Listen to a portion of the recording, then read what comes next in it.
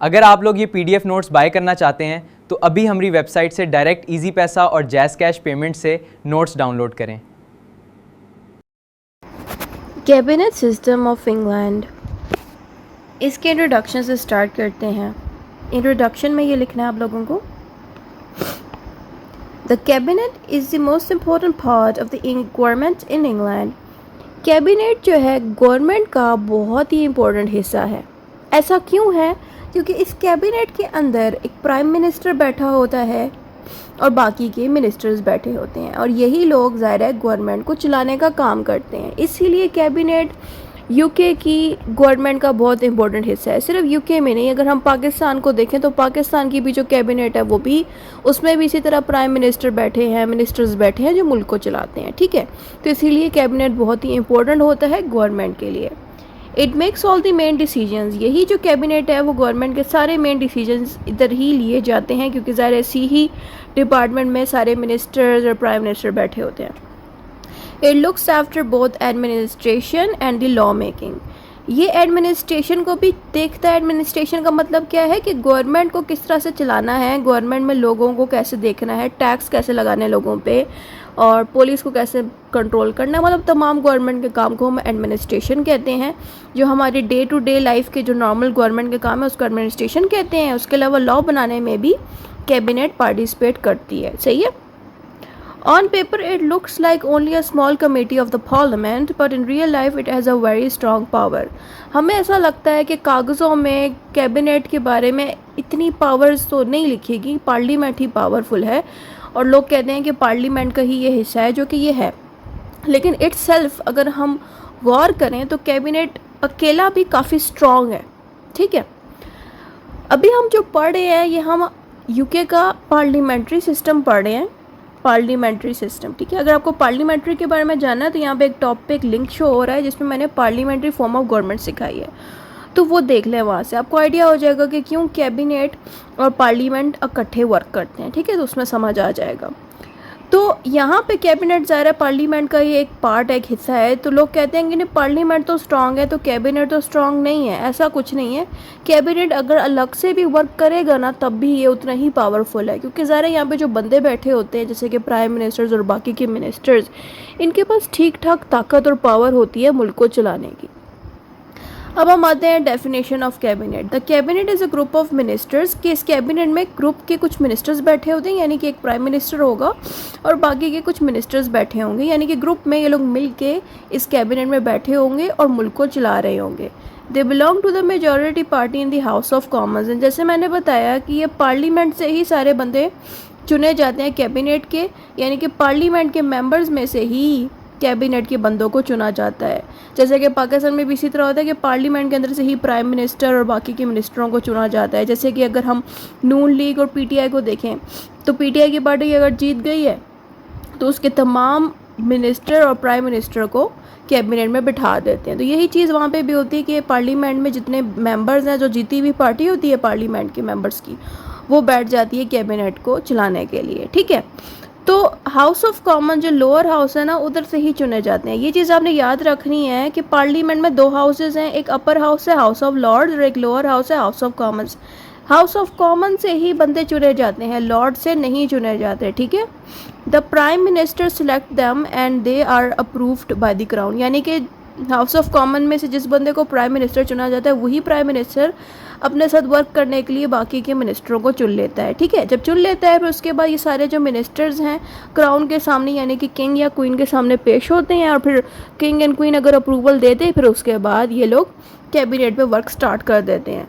They manage the government and are responsible to the House of Common for their work and policy. ये जो cabinet के minister and prime minister हैं ये government को चलाते हैं और जवाबदेह होते हैं हाउस ऑफ कॉमन को, यानी कि जिस हाउस ऑफ कॉमन से इन कैबिनेट के बंदों को चुना गया है, यानी कि प्राइम मिनिस्टर और मिनिस्टर को चुना गया है, वही कैबिनेट के बंदे हाउस ऑफ कॉमन को जवाबदेह होंगे उन तमाम एक्शंस पे जो ये करेंगे। अब आ जाती है हिस्ट्री ऑफ कैबिनेट, कि ये कैबिनेट कैसे डेवलप हुआ, क्या इसकी हिस्ट्री है। तो यहाँ हम ज़्यादा लंबी हिस्ट्री नहीं लिखेंगे, टू द पॉइंट ही मैंने हिस्ट्री लिखी है। हम यहाँ पे नॉर्मन के वक्त को देखेंगे। नॉर्मन पीरियड में एक किंग हुआ करता था नॉर्मन के नेम से। The king had a big council, यानी कि जब किंग नॉर्मन होता था तो उसने एक कौंसिल बनाई थी, ठीक है। उस कौंसिल का उस किंग ने नाम रखा था प्राइवी कौंसिल, एंड बाद में उस प्राइवी कौंसिल का नाम फ्यूचर में तब्दील होकर कैबिनेट बन गया, ठीक है। तो जो किंग था नॉर्मन, उसी के दौर में एक प्राइवी कौंसिल बनाई गई जो बाद में कैबिनेट बन गई। फिर आगे आपने स्टॉर्ट के वक्त का बता देना है, यानी कि नॉर्मन के बाद दूसरा दौर स्टार्ट हो जाता है स्टॉर्ट का। स्टॉर्ट के दौर में इसी प्राइवी कौंसिल के जो मेंबर्स हैं ना, इस डिपार्टमेंट का साइज़ बड़ा कर दिया गया। मैं दोबारा से बता देती हूँ, नॉर्मन का जो पीरियड था उस वक्त जो प्राइवी कौंसिल बनाई गई थी वो साइज़ में काफ़ी छोटी थी, लेकिन वक्त के साथ साथ जब दूसरा दौर स्टार्ट हुआ, स्टॉर्ट के पीरियड का टाइम स्टार्ट हुआ, यानी कि नया किंग स्टॉर्ट जब आ गया, तो यही जो कौंसिल थी इसका साइज़ फिर बिग कर दिया गया। क्यों बिग किया? ताकि किंग भी उधर बैठ के मीटिंग्स अटेंड कर सके, ठीक है, उन्हीं मिनिस्टरों के साथ जिनको उस कौंसिल में बिठाया गया। और बाद में इस कौंसिल का नाम तब्दील करके कैबिनेट रख दिया गया। तो यहाँ से स्टॉर्ट के पीरियड में प्राइवेट कौंसिल से नाम तब्दील होके कैबिनेट हो गया। फिर किंग जॉर्ज का जब दौर स्टार्ट हुआ तो फिर किंग ने उस वक्त क्या किया, कैबिनेट में मीटिंग अटेंड करना छोड़ दी। यानी कि किंग जॉर्ज से पहले पहले जितने भी किंग्स आते रहे वो सारे कैबिनेट में बैठ के मीटिंग्स अटेंड किया करते थे। लेकिन किंग जॉन जब आया तो उसने ज़्यादा मीटिंग नहीं अटेंड की। फिर उसके बाद से मीटिंग अटेंड करना समझ ले ख़त्म ही हो गया था किंग्स का। तो कैबिनेट चुप करके अपना काम करती थी, मीटिंग्स किंग्स अटेंड करना किंग जॉन के दौर से छोड़ चुके थे। फिर आता है 19th सेंचुरी का दौर, जो कि आजकल के दौर वाली कैबिनेट की यहाँ से बात होएगी कि अभी जो कैबिनेट है वो अपनी पूरी शक्ल इख्तियार कर चुका है, यानी कि प्रॉपर्ली फुली डेवलप हो चुकी है, ठीक है। All members had to be from the parliament and they had to accept the prime minister as the leader. और आजकल के दौर की जो कैबिनेट है ज़ाहिर है वो अपनी मुकम्मल शक्ल इख्तियार कर गई है। और उसमें ये भी बता दिया गया है कि तमाम बंदे जो कैबिनेट में बैठेंगे वो पार्लियामेंट से चुने जाएंगे, और जब पार्लियामेंट से जो चुने गए प्राइम मिनिस्टर और बाकी के जो लीडर्स होंगे तो ज़ाहिर है वही फिर मुल्क को यानी कि गवर्नमेंट को चलाएंगे। बस इतनी सी बात है इसमें। अब आ जाता है हमारे पास नेक्स्ट हेडिंग, वो है formation of the cabinet. Formation का मतलब ये है कि किस तरह से कैबिनेट बनाई जाती है, क्या कौन से मेंबर्स होते हैं, कहाँ से चुने जाते हैं। जो हमने ऑलरेडी पहले बात पढ़ ली है वो दोबारा से दोहरानी है आपने, कि कैबिनेट फॉर्म इस तरह से होती है कि नए मेंबर्स को पार्लियामेंट से सबसे पहले इलेक्ट किया जाता है, यानी कि चुना जाता है वोटिंग के थ्रू। If the old cabinet resigns after losing a vote of no confidence. अच्छा, अब यहाँ पे बात चेंज हो रही है। पहली बात तो ये है कि मेंबर्स को पहले चुना जाता है पार्लियामेंट से। अब जिन मेंबर्स को यानी कि जिस प्राइम मिनिस्टर और उनके बाकी के मिनिस्टरों को जब चुना गया है, वो जो प्राइम मिनिस्टर और जो मिनिस्टर्स हैं उन पर अगर vote of no confidence parliament ने पास कर दिया है तो इनको जॉब खुद ही छोड़नी पड़ती है। अब आप लोग सोच रहे होंगे कि वोट ऑफ कॉन्फिडेंस क्या है और पार्लियामेंट क्यों ऐसा कर रही है। देखें, प्राइम मिनिस्टर और जितने भी मिनिस्टर्स हैं ये पार्लियामेंट का ट्रस्ट जीत के वो वोट हासिल कर लेते हैं कि ये कैबिनेट में बैठ सकें। लेकिन कुछ वक्त गुजरता है और पार्लियामेंट को एहसास हो जाता है कि जिन लोगों को उन्होंने चुना था ये तो मुल्क चलाने के काबिल ही नहीं है, गवर्नमेंट चलाने के काबिल ही नहीं है। तो फिर पार्लियामेंट के मेंबर्स इन पे वोट ऑफ नो कॉन्फिडेंस पास कराती है। अगर ज़्यादा मेंबर्स ने इन बंदों पे यानी कि प्राइम मिनिस्टर और मिनिस्टरों पे वोट ऑफ नो कॉन्फिडेंस ज़्यादा पास कर दिया और वोट ऑफ कॉन्फिडेंस कम हो, यानी कि वोट ऑफ कॉन्फिडेंस का मतलब है कि इन मिनिस्टरों को जो बंदे हैं, मिनिस्टर के जो मेंबर्स हैं, उनको पूरा एतमाद है प्राइम मिनिस्टर पे और बाकी के मिनिस्टर पे, तो इसको हम कहेंगे वोट ऑफ कॉन्फिडेंस। लेकिन ज़्यादा तादाद में वोट इस बात पे आए हैं कि वोट ऑफ नो कॉन्फिडेंस ज़्यादा आ गए हैं, यानी कि ज़्यादातर मेंबर्स को लगता है कि ये प्राइम मिनिस्टर और जितने भी मिनिस्टर्स हैं वो इस काबिल नहीं है कि गवर्नमेंट को अच्छे से चला सकें, और नो कॉन्फिडेंस वाला वोट पास ज़्यादा हो गया, यानी कि ज़्यादा लोग जो इस पार्लियामेंट में बैठे हैं उन्होंने इनके ऊपर नो वोट ऑफ कॉन्फिडेंस ज़्यादा पास कर लिए। तो ऐसी सूरत हाल में अगर नो कॉन्फिडेंस वाला वोट ज़्यादा हो जाए तो खुद ही प्राइम मिनिस्टर और उसके बाकी के मिनिस्टरों को जॉब छोड़नी पड़ती है। तो ऐसे हालात में कैबिनेट खाली हो जाती है और दोबारा से नए लोगों को चुना जाता है पार्लियामेंट के अंदर से। ये बात यहाँ इस लाइन में मैंने बता दी। If the cabinet fails to get the majority in election, यानी कि कैबिनेट वो मेजॉरिटी वोट जीत ही नहीं पाए। मेजॉरिटी का मतलब ये है कि एक फ़िक्स्ड अमाउंट के वोट्स चाहिए कैबिनेट में बैठने के लिए। अब जो पार्टी खड़ी हुई थी, सपोज़ एक ये पार्टी पीटीआई से खड़ी हुई है, एक पार्टी नून लीग से खड़ी हुई है, पीटीआई जीत गई है लेकिन उसके फिर भी वोट उतने नहीं हैं जितने ज़रूरत है कैबिनेट में बैठने के लिए। तो ऐसी सूरत हाल में दोबारा से वोटिंग होती है और फिर जाके जिस बंदे ने सही से वोट हासिल किया होता है उसको कैबिनेट में बिठाया जाता है। तो इस तरह से डिलेज भी आ जाते हैं कि वोटिंग की जो अमाउंट है वो पूरी नहीं हो पाती। If the prime minister suddenly retires और डाइज, और प्राइम मिनिस्टर अगर किसी भी रीज़न से खुद ही रिटायर, मतलब खुद ही जॉब छोड़ दे, या वो रिटायर हो जाए, रिटायरमेंट का टाइम आ जाए, या खुद ही किसी भी रीज़न से वो फोत हो जाए, तो ऐसी सूरत हाल में भी बाकी के मिनिस्टरों को जॉब छोड़नी पड़ती है। यानी कि अगर प्राइम मिनिस्टर नहीं रहा, मिनिस्टरों को फिर उस सिचुएशंस पे जॉब छोड़नी पड़ती है। और एक प्राइम मिनिस्टर के चले जाने से बाकी जब मिनिस्टर्स भी चले जाएंगे तो फिर क्या होगा, कैबिनेट दोबारा से खाली हो जाएगी। तो यहाँ पे कुछ हालात बताए गए हैं कि इन सिचुएशंस में अगर कैबिनेट खाली हो तो फिर दोबारा से वोटिंग के थ्रू मेंबर्स को बिठाया जाता है, नए बंदों को। फिर आता है मेथड्स ऑफ फॉर्मेशन। मेथड्स का मतलब है किस तरह से ये कैबिनेट का डिपार्टमेंट बनता है। सबसे पहले जिन लोगों ने वोट हासिल करके जो जीत गए थे, जैसे कि जो प्राइम मिनिस्टर जीता था और उसने बाकी के मिनिस्टर को चुन लिया है, फिर उन मिनिस्टरों को क्राउन के आगे यानी कि किंग के आगे या क्वीन के आगे पेश किया जाता है। फिर वो क्राउन क्या करता है, उनको अप्रूवल देता है कि हाँ ठीक है, इस बंदे को हम प्राइम मिनिस्टर मानते हैं और बाकी के मिनिस्टर्स को हम मानते हैं, ये लोग अपने कैबिनेट में बैठ के वर्क को स्टार्ट करें। इसके बाद फिर आता है composition. The number of cabinet members is not fixed by law. Composition का मतलब पहले समझ लें। कंपोजिशन का मतलब है कितनी तादाद के लोग होने चाहिए कैबिनेट के डिपार्टमेंट में। यहाँ मैंने लिखा है कि लॉ के अंदर यानी कि यूके के किसी कॉन्स्टिट्यूशन में या किसी भी लॉ के किताब में कोई फिक्स्ड तादाद के लोगों के बारे में नहीं बताया गया। It is decided by the prime minister, कि जो प्राइम मिनिस्टर है वो अपने हिसाब से कभी 7 मेंबर्स भी रख लेता है, कभी 6 मेंबर्स भी अपने साथ बाकी मिनिस्टर्स रख लेता है, लेकिन कोई लॉ में कोई स्पेसिफिक नंबर डिसाइडेड नहीं है। In early time it was only 7, later it increased. पुराने वक्त में सिर्फ 7 ही लोग मिनिस्टर्स हुआ करते थे इस कैबिनेट में। फिर वक्त के साथ साथ जो अमाउंट है मेंबर्स की वो थोड़ी बढ़ा दी गई कैबिनेट में। 1973 में इसकी अमाउंट अब 19 तक चली गई है। यानी कि 1973 वो आखिरी टाइम था जब प्रॉपरली कैलकुलेट किया गया कि 7 से तादाद कितनी बड़ी थी। 1973 में 7 से तादाद बढ़ के इन मिनिस्टरों की 19 तक आ गई। अभी शायद और बढ़ गई हो, वो हम नेट से सर्च कर सकते हैं कि अभी के डेज़ में आजकल में मिनिस्टर्स कितने मौजूद हैं कैबिनेट में, वो आपको गूगल भी बता देगा।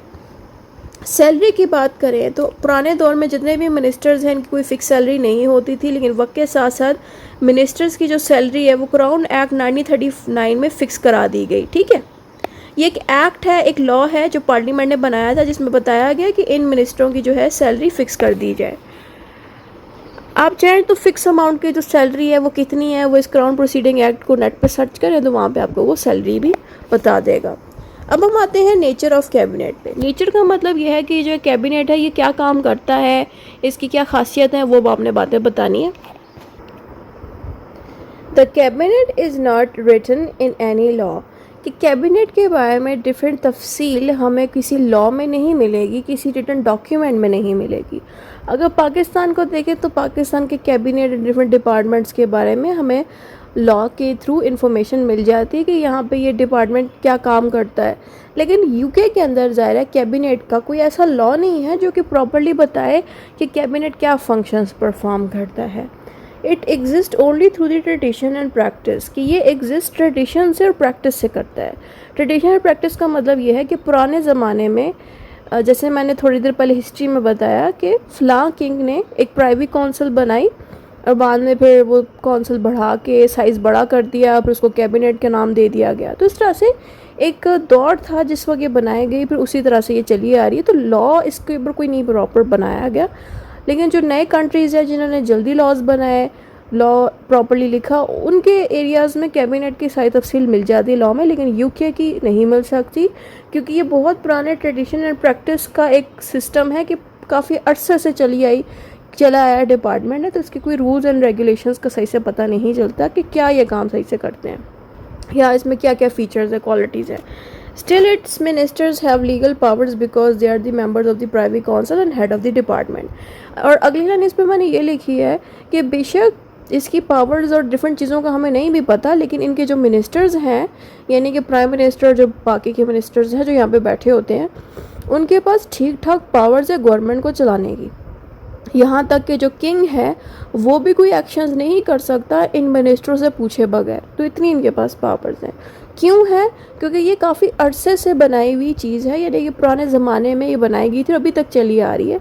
इसलिए हम ये नहीं कह सकते कि इनकी कोई पावर्स नहीं है, पावर्स इनकी ठीक ठाक हैं। बेशक इनके बारे में कोई चीज़ लिखी भी नहीं है लॉ में, लेकिन पावर्स इनकी काफ़ी ज़्यादा है। अब आ जाता है कैबिनेट वर्सेस द मिनिस्ट्री।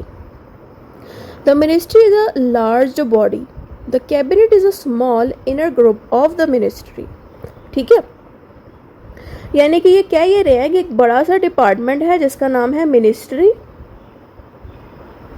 उसी के अंदर ही छोटा सा जो टुकड़ा आपको दिख रहा है इसको कैबिनेट कहेंगे। यानी कि cabinet itself is not a big thing, ये एक छोटा सा डिपार्टमेंट है जो मिनिस्ट्री के अंदर आता है। मिनिस्ट्री मीन जो कि जहाँ सारे मिनिस्टर्स बैठे होते हैं और भी काम कर रहे होते हैं, लेकिन कैबिनेट एक छोटा सा पुर्जा है जहाँ पे ये सारे बंदे इकट्ठे बैठ के वर्क करते हैं। ठीक है, The cabinet is a smaller inner group of the ministry and every cabinet members is a minister but not every minister is the cabinet is in the cabinet। यहाँ पे ये कह रहे हैं कि cabinet members is a minister, कि cabinet के जितने भी मेंबर्स हैं वो सारे कौन होते हैं? मिनिस्टर्स होते हैं। यानी कि उस कैबिनेट के डिपार्टमेंट में जो बंदे बैठे होते हैं वो सारे मिनिस्टर्स होते हैं, बट हर मिनिस्टर जो है कैबिनेट में बैठा आपको नहीं मिलता, क्योंकि ज़ाहिर है एक बहुत बड़े मिनिस्ट्री के अंदर एक छोटा सा डिपार्टमेंट है कैबिनेट का, तो ज़ाहिर है सारे मिनिस्टर ज़रूरी तो नहीं उस कैबिनेट में आपको मिलेंगे, क्या पता वो किसी और डिपार्टमेंट में बैठे मिल जाए मिनिस्ट्री के अंदर ही।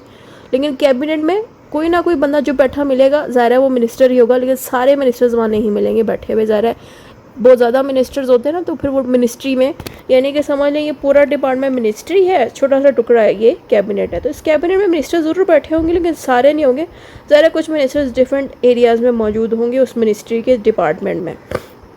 अब आ जाता है features of the cabinet system. Features के ऊपर आपने लिखना है कि every cabinet members must be a parliament, must be in parliament. यहाँ पे ये कह रहे हैं कि जो कैबिनेट के मेंबर्स हैं ना वो पार्लियामेंट के ही बंदे हो, जैसे कि मैंने स्टार्टिंग में बताया कि पार्लियामेंट से ही चुना जाता है कैबिनेट के बंदों को, तो वही बात यहाँ पे लिखी गई है। All members belong to the same party so they work as a team. ये वही बात हुई ना, जैसे कि पाकिस्तान में अगर पीटीआई की पार्टी अगर जीतती है वोट्स लेके, नून लीग हार जाती है, तो जो जीती हुई पार्टी है उसी के सारे बंदे ही मिनिस्टर्स चुने जाते हैं ताकि ये लोग मिल के चलें। अगर दोनों ऑपोजिट पार्टी के होंगे ना तो फिर ये लोग मिल के नहीं चलेंगे। इसलिए जो पार्टी खड़ी होती है इलेक्शंस में और जीतती है उन्हीं के ही सारे बंदों को मेंबर्स बनाया जाता है इस कैबिनेट के अंदर। They are responsible to the parliament, यानी कि कैबिनेट में जितने बंदों को चुना जाता है वो पार्लियामेंट को जवाबदेह होंगे अपने सारे एक्शंस के ऊपर। The queen does not attend cabinet meeting, जैसे मैंने पहले बता दिया था कि किंग जॉर्ज कहने के बाद से मीटिंग करना बंद हो गया सिस्टम मीटिंग वाला, तो फिर ज़ाहिर है आजकल की जो क्वीन्स एंड किंग्स मौजूद हैं वो कैबिनेट की मीटिंग्स अटेंड नहीं करते। The cabinet control both government and the law making, so there is a close link between the two, कि जो कैबिनेट का डिपार्टमेंट है वो गवर्नमेंट को भी कंट्रोल करता है और लॉ को भी। देखिए अगर हम यूएसए की बात करें, जब यूएसए का कॉन्स्टिट्यूशन आप पढ़ेंगे उसका भी एक पूरा इस तरह का एक गवर्नमेंट का कैबिनेट सिस्टम है। वहाँ का जो सिस्टम है ना यूएसए का, तो यूएसए में लॉज नहीं बनाए जाते। जो कैबिनेट है ना जो गवर्नमेंट चला रहा है वो सिर्फ गवर्नमेंट को ही चला रहा है, वो लॉ नहीं बनाता, क्योंकि यूएसए में प्रेसिडेंशियल फॉर्म ऑफ गवर्नमेंट है। प्रेसिडेंशियल फॉर्म ऑफ गवर्नमेंट का लिंक यहाँ लगा देते हैं, लाजमी देख लीजिएगा, आपको नॉलेज होना चाहिए, आपके काम आएगा। प्रेसिडेंशियल फॉर्म ऑफ गवर्नमेंट जिन मुल्कों में होती है वहाँ पे सिर्फ गवर्नमेंट देखने वाले, गवर्नमेंट को देखता है कैबिनेट, लॉ नहीं बनाता। लेकिन यूके के अंदर पार्लियामेंट्री फॉर्म ऑफ गवर्नमेंट है, जिसकी वजह से पार्लियामेंट से ही कैबिनेट के बंदे चुने जाते हैं जो कि गवर्नमेंट को भी चलाते हैं और साथ में लॉज भी बनाते हैं पार्लियामेंट के साथ, यानी कि ये लोग मिल के चल रहे होते हैं। तो ये सिस्टम है जिसकी वजह से कैबिनेट लॉ भी बनाएगा। ये चीज़ हमने मेंशन करनी है जब आप यूके का कैबिनेट सिस्टम एक्सप्लेन कर रहे हो। और ये लोग आपस में, यानी कि पार्लियामेंट और कैबिनेट दोनों डिपार्टमेंट्स एक दूसरे के साथ मिल के चलते हैं। यहाँ पे पार्लियामेंट क्या है? लेजिस्लेटिव डिपार्टमेंट है। कैबिनेट क्या है? एग्जीक्यूटिव डिपार्टमेंट है ना, जो कि गवर्नमेंट चलाता है। मीटिंग्स और सीक्रेट, और जितनी भी मीटिंग्स रखी जाती हैं कैबिनेट के अंदर वो सीक्रेट होती हैं। The prime minister is the leader of the cabinet. If he resigns the whole cabinet resigns. जैसे मैंने बताया कि जो प्राइम मिनिस्टर है वो हेड होता है बाकी मिनिस्टरों का। अगर प्राइम मिनिस्टर खुद जॉब छोड़ दे या मर जाए या कुछ भी ऐसा हो जाए कि वो जॉब पे नहीं रहता प्राइम मिनिस्टर, तो बाकी जितने भी मिनिस्टर्स हैं खुद ही उनको जॉब छोड़नी पड़ जाएगी। फिर आगे आता है all ministers are collectively responsible to the parliament, यानी कि प्राइम मिनिस्टर समेत जितने भी मिनिस्टर्स हैं सारे बराबर के जिम्मेदार हैं पार्लियामेंट को। अगर किसी एक मिनिस्टर ने भी गलत काम किया है तो सारे मिनिस्टरों को सज़ा मिलेगी। अब आ जाता है functions of the cabinet. Functions में सबसे पहले आएगा एग्जीक्यूटिव फंक्शंस। एग्जीक्यूटिव फंक्शंस क्या होते हैं? गवर्नमेंट चलाने के फंक्शंस। तो यहाँ पे हमने लिखना है कि एग्जीक्यूटिव फंक्शंस का मतलब है गवर्नमेंट को रन करना, चलाना, डिफरेंट पॉलिसीज डिसाइड करना, डिक्लेयर वॉर करना कि जंग वगैरह करनी है कि नहीं, दूसरे मुल्कों के साथ कॉन्ट्रैक्ट्स करना। ट्रीटीज़ का मतलब होता है दो मुल्कों के दरमियान कॉन्ट्रैक्ट्स, ठीक है। यहाँ हम कॉन्ट्रैक्ट का लफ्ज़ यूज़ नहीं कर सकते क्योंकि जब मुल्कों के दरमियान कॉन्ट्रैक्ट हो तो वो कॉन्ट्रैक्ट नहीं कहलाया जाता, उसको ट्रीटीज़ कहलाया जाता है। ज़्यादा मुल्कों के दरमियान कॉन्ट्रैक्ट हो तो ट्रीटीज़, थोड़े मुल्कों के दरमियान कॉन्ट्रैक्ट हो तो ट्रीटी, यानी कि एक दो मुल्कों के, यानी कि पाकिस्तान और यूके का अगर आपस में कॉन्ट्रैक्ट हो तो ट्रीटी होगा। अगर ज़्यादा मुल्कों के साथ कॉन्ट्रैक्ट चल रहा है तो ट्रीटीज़। और एडमिनिस्ट्रेटिव फंक्शंस गवर्नमेंट को चलाने के फंक्शंस मैनेज करता है। उसके अलावा लॉ मेकिंग फंक्शंस भी ये मैनेज करता है कि इंपॉर्टेंट लॉज तैयार करने का काम, पार्लियामेंट के साथ मीटिंग को कॉल करना, मीटिंग करवाना या पार्लियामेंट को ख़त्म कर देना, यानी कि पार्लियामेंट का जो लोअर हाउस है, हाउस ऑफ कॉमन्स, उसको डिज़ोल्व करना। उसके अलावा क्राउन के साथ कोई स्पीच करना, यानी कि कैबिनेट के मेंबर क्राउन के साथ मिलकर कोई स्पीच तैयार करते हैं। तो इस तरह के तमाम काम ये कर सकते हैं। फाइनेंशियल फंक्शंस की बात करें तो ये मुल्क को चलाने का बजट वगैरह तैयार करते हैं। जुडिशल फंक्शंस की बात करें तो डिफरेंट जजेस को ये अपॉइंट करते हैं किंग की एडवाइस पर। एडमिनिस्ट्रेटिव फंक्शंस की अगर हम बात करें तो डिफरेंट डिपार्टमेंट जो हैं गवर्नमेंट के, ये उन सारे डिपार्टमेंट्स को कंट्रोल करते हैं ताकि कोऑर्डिनेशन बनी रहे। फॉरेन अफेयर्स की अगर हम बात करें डिफरेंट एम्बेसडर्स को ये अपॉइंट करते हैं और मुख्तलिफ तरह की फॉरेन पॉलिसीज़ वगैरह भी बना रहे होते हैं। तो ये हमने सारी फंक्शंस एंड पावर्स जान लिए। फंक्शंस को पावर्स भी कह सकते हैं, ठीक है। फिर आगे आता है limitations on the cabinet. Limitation का मतलब है कि कैबिनेट कौन से काम नहीं कर सकता। The cabinet cannot discuss everything. Some things are done only by the crown, like pardoning criminal or giving speech honors. यहाँ पे कह रहे हैं कि कैबिनेट हर तरह के काम नहीं कर सकता। जैसे कि जो क्राउन है, यानी कि जो किंग और क्वींस हैं, ये किसी भी क्रिमिनल की सज़ा परडॉन यानी कि माफ़ करा सकता है। परडोने का लफ्ज़ का मतलब है किसी को माफ़ कर देना। उसके अलावा कोई ऐसी स्पीच देना जो सिर्फ क्राउन ही दे सकता है, कैबिनेट के बंदे नहीं दे सकते। तो इस तरह की कुछ पावर्स है जो किंग्स के पास है, कैबिनेट के पास नहीं है। तो फिर यहाँ पे इनके ऊपर लिमिटेशन लग जाती है। लिमिटेशन का मतलब है कौन सी चीज़ें नहीं कर सकते ये। Cabinet at work, it means twice a week the prime minister leads the meeting. अभी ये कह रहे हैं कि कैबिनेट जो अभी मौजूद है यूके में, वो हर 2 हफ्ते बाद मीटिंग करती है प्राइम मिनिस्टर के साथ, यानी कि बाकी जितने भी मिनिस्टर हैं प्राइम मिनिस्टर के साथ मीटिंग करते हैं। The minister also consults a few close ministers called the inner cabinet. यहाँ पे जो प्राइम मिनिस्टर है वो अपने बहुत करीबी मिनिस्टर्स को अक्सर बुलाता है कैबिनेट में। जो ज़्यादा ट्रस्टेड मिनिस्टर्स हैं, जो ज़्यादा अच्छे मिनिस्टर्स हैं, उनकी बात हो रही है कि जो प्राइम मिनिस्टर है, जो ज़्यादा क्लोज मिनिस्टर्स हैं, उनको बुलाते हैं ताकि वो कैबिनेट में अच्छे से डिसीजन ले सके गवर्नमेंट को चलाने के। The cabinet forms committees for special areas like defence, economy and social aware. Cabinet क्या करते हैं, डिफरेंट तरह की कमेटी बना लेते हैं कि एक कमेटी में मिनिस्टर क्या करता है कि डिफेंस के मामला हैंडल करता है, दूसरा मिनिस्टर क्या करता है कमेटी बना के पैसों के मामला हैंडल करता है, तीसरा मिनिस्टर क्या करता है सोशल अफेयर से रिलेटेड कमेटी बनाता है। ये कमेटी का क्या काम होता है, ताकि इन मामलात को हैंडल किया जा सके, इसलिए कैबिनेट के मिनिस्टर्स कमेटीज़ तैयार करते हैं। The opposition also forms a shadow cabinet to criticise and keep a check. जो हारी हुई पार्टी होती है, जो जीती नहीं होती इलेक्शंस में, वो भी अपनी साइड से एक शैडो कैबिनेट बना लेती है ताकि जो गवर्नमेंट जीत गई है, यानी कि जिन के बंदे, जैसे कि मिसाल के तौर पर अगर पीटीआई की पार्टी हार गई है और नून लीग की जीत गई थी, तो नून लीग की अगर पार्टी गवर्नमेंट में बैठ के कैबिनेट में बैठी हुई है, तो पीटीआई की जो हारी हुई पार्टी है वो उस कैबिनेट को क्रिटिसाइज़ करेगी और चेक रखेगी कि ये जो गवर्नमेंट है इसने ये काम नहीं सही से किया, इसने ये काम ये इस तरह से करना चाहिए था। तो ये चीज़ पाकिस्तान में भी होती है और वहाँ यूके में भी ये सेम है। फिर आगे आता है कि इस cabinet a dictator. The cabinet is very powerful but it is not a dictator, it is controlled by.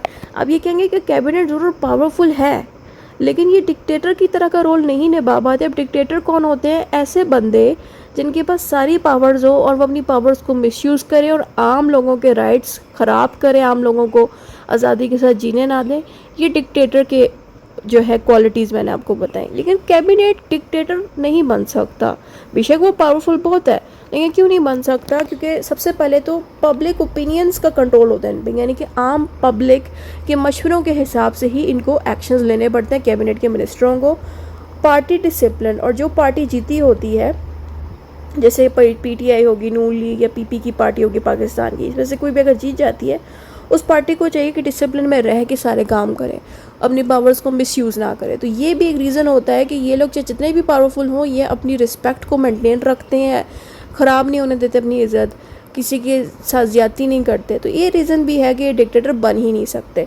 फिर आगे आता है criticism from the parliament and press, और पार्लियामेंट भी ज़ाहिर है इनको क्रिटिसाइज़ करती है, नज़र रखती है। ऊपर से जो न्यूज़ वाले लोग हैं, प्रेस वाले लोग हैं, वो भी ज़ाहिर इन पे नज़र रखती है, इनको क्रिटिसाइज़ करती रहती है। जैसे होता है ना टीवी पे बैठ के लोग एक दूसरे के बारे में गलत बात कर रहे हैं कि इसने ऐसा कर दिया, इसने फ़लाँ चीज़ गवर्नमेंट इस तरह चला दी।